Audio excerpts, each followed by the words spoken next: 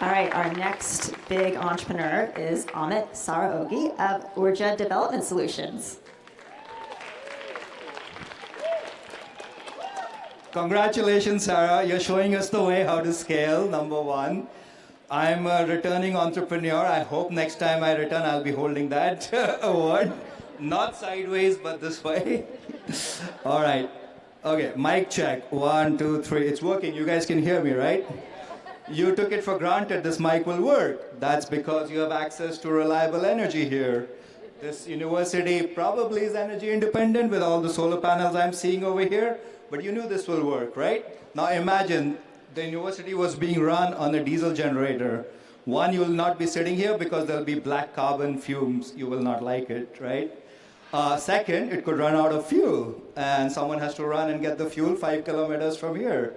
And again, you might, this is not a good evening. You might run away. So that's the challenge most Indian farmers face on their farms.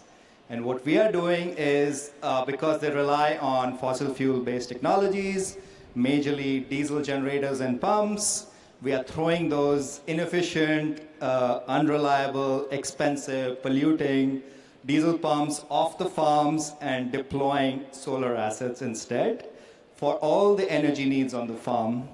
So that's one thing. Second, you all had delicious food.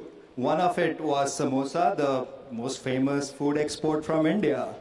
Now, there are two ingredients in that, the main ingredients, potatoes and peas. It's quite possible. Both of those, if not from Idaho, they came from a farm in eastern Uttar Pradesh in India.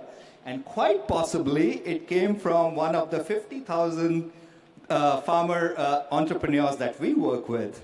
Now, that would have again not been possible if Oorja, the company I co-lead, existed, because we provide them with climate smart advisory.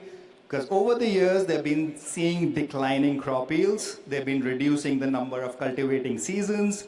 And therefore, they've become subsistence farmers. And because of the soil health testing we offer them, diversification knowledge, sustainable practices, preparing organic inputs, all of that has again made them to do 3 seasons.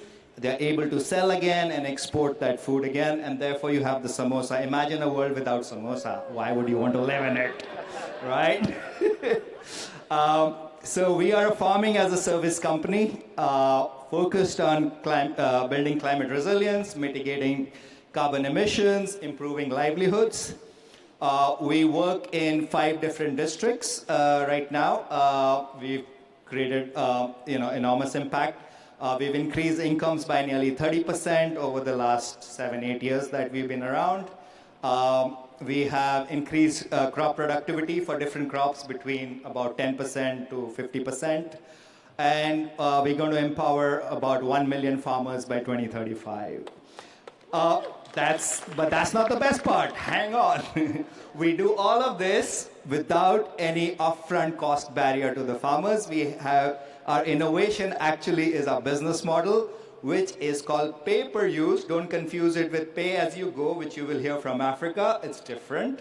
And this is only 50% of the story. If you want to know more, come find me or my amazing colleague, Audrey, and we'll tell you the rest 50% during that conversation. Thank you very much for listening. Yeah.